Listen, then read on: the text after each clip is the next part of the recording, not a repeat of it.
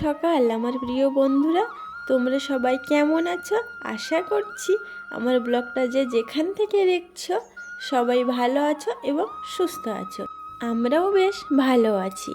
আমার আরও একটি ব্লগে তোমাদের সকলকে অনেক অনেক স্বাগত, অনেক অনেক ভালোবাসা। তো চলো আজকের দিনটা শুরু করা যাক।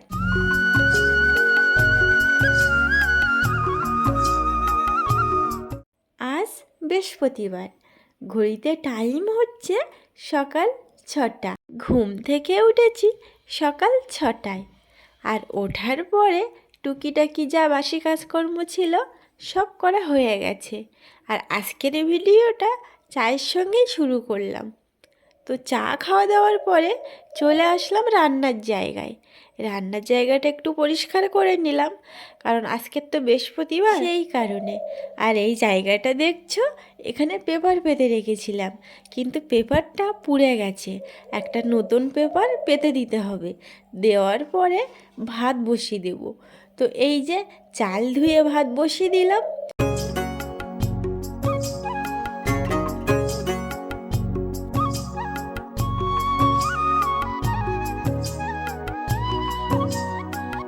এই যে আলুটা ছাড়িয়ে নিচ্ছি, আলুটা দেব ভাতের ভিতর।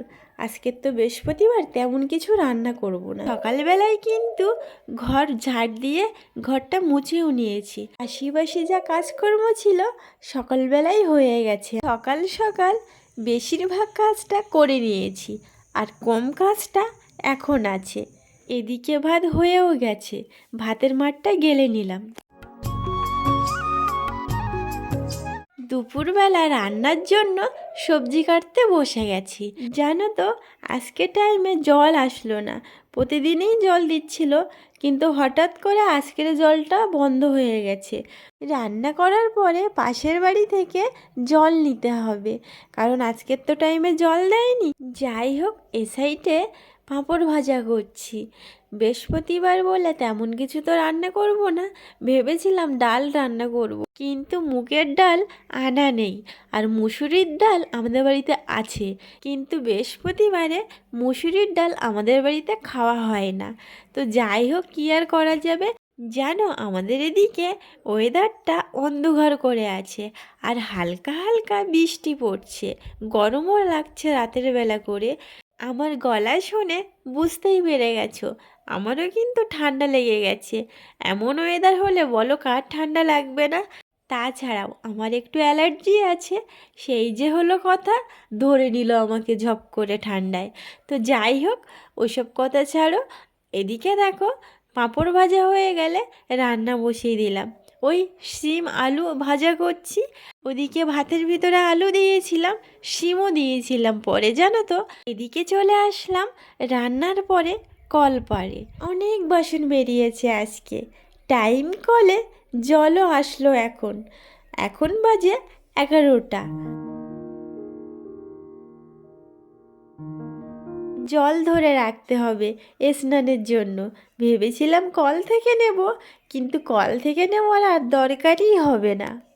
এদিকে চন্দন মাছ কাটছে, বাড়ি গেছিল। পুকুর থেকে জাল বেয়ে বড় একটা মাছ তুলে দিয়েছে বাবা। তো চন্দনের কাছে পাঠিয়ে দিয়েছে। চন্দন দেখতে গেছিল ভাইকে। ভাইয়ের শরীরটা তো খারাপ ছিল, সেই জন্য ও দেখতে গেছিল।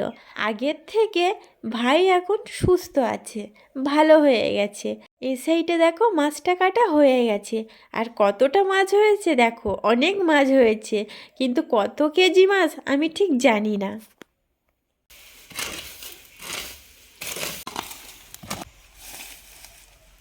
বাগান পরিষ্কার করা হচ্ছে। শীতের সবজি লাগানো হবে এখানে।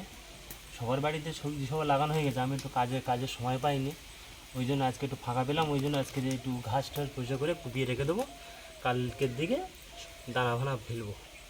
ওই সাইডে ওই ধোঁয়া দেখছো, ওটা হচ্ছে প্লাস্টিক ছিল এখানে অনেক, সেগুলো নিয়ে ওখানে পরিষ্কার করতে দেওয়া হয়েছে। মানে আগুন ধরিয়ে দেওয়া হয়েছে, যে প্লাস্টিক যাতে এখানে থাকলে নষ্ট হয়ে যাবে, ওই জন্য ওখানে আগুন ধরিয়ে দেওয়া হয়েছে। জায়গাটা পরিষ্কার করে ফুটিয়ে কাজে চলে যাবো। যেটুকু ডিউটির ফাঁকে যেটুকু সময় পাই সেইটুকুই কাজ করি ঘরে।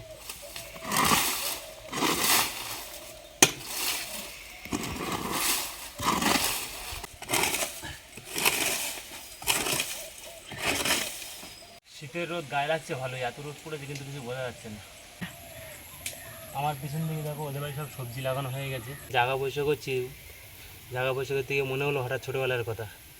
ছোটোবেলায় এরকম জায়গা পয়সা করে পিকনিক করা হতো শীতকালের সময়, সবাই যায় আনন্দ করে পিকনিক হতো।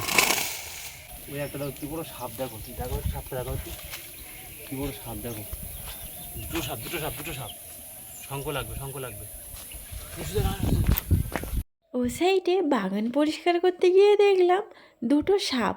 তো ওখান থেকে চলে আসলাম। স্নান করতে হবে, খাওয়া দাওয়াও এখনো হয়নি, পুজো দিতে হবে ঠাকুরকে। হাফ পরিষ্কার করা হয়ে গেছে, আর কালকেরে পরিষ্কার করলে পুরোটা হয়ে যাবে।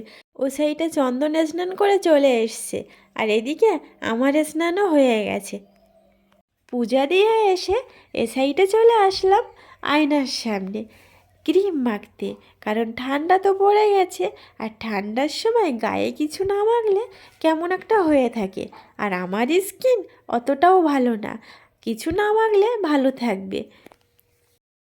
আজকে পেঁয়াজ রসুন ছাড়াই খাওয়া হবে। সেদ্ধ ভাত, শিম ভাতে দিয়েছিলাম, সেটা বার করেছে, করে মাখছে। এত গরম যে হাত দিয়ে মাখতে পারছে না, চামচ দিয়ে একটু মাখিয়ে নিয়েছে, নিয়ে তারপরে হাত দিয়ে মাখছে। আর এ সাইডে ঝাল মাখা আছে, এটা আলুর জন্য।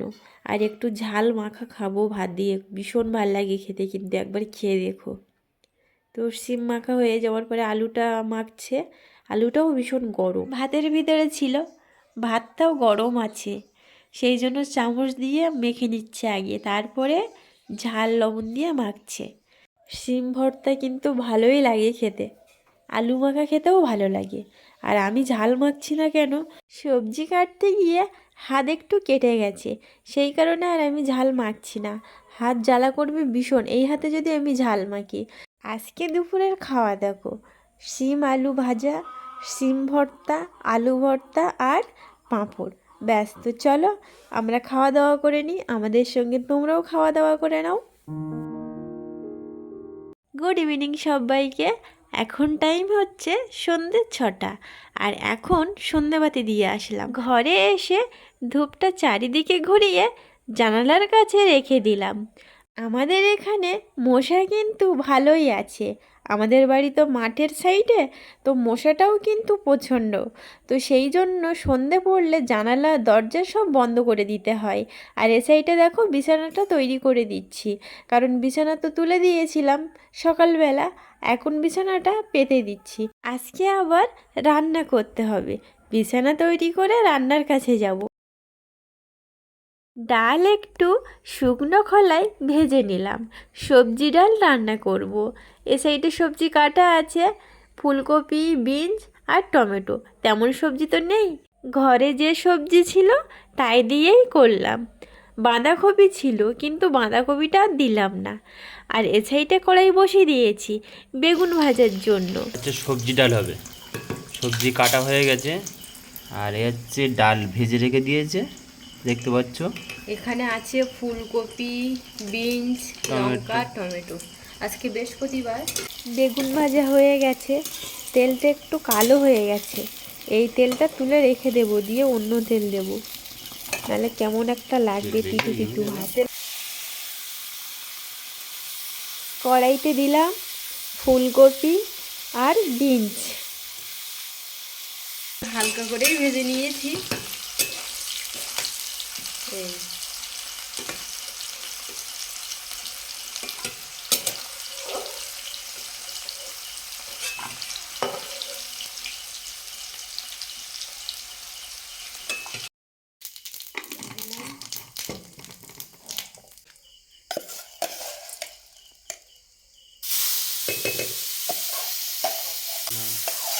এবার ডালটা দিয়ে দিয়েছি।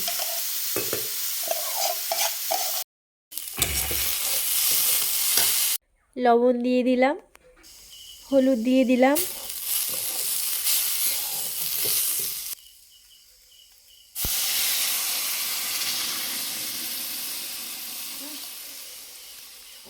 এ সাইডে রুটি তৈরি হচ্ছে, চন্দন রুটি তৈরি করছে, আর আমি তো এই সাইডে রান্না করছি, ডাল ঢেকে দিয়েছি।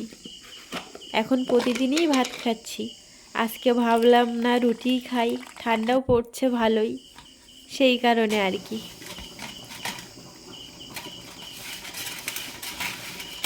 সেদ্ধ হয়ে গেছে, ডালটা গলিয়ে নিই। ডাল গলানোর পরে জল ঢেলে দিলাম, দেওয়ার পরে কিছু সময় ডালটা ফুটিয়ে নিয়েছি।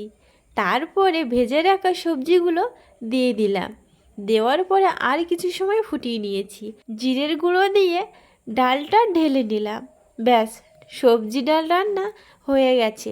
সবজি ডালে কিন্তু অনেক রকম মশলাই দেওয়া যায়, কিন্তু আমি দিইনি। তো যাই হোক, আজকের রাতের বেলা খাওয়ার রুটি, বেগুন ভাজা আর সবজি ডাল। তো আজকের ভিডিওটা এখানেই শেষ করছি। সবাই ভালো থাকবে, সুস্থ থাকবে। দেখা হচ্ছে নতুন কোনো একটা ভিডিওর সঙ্গে।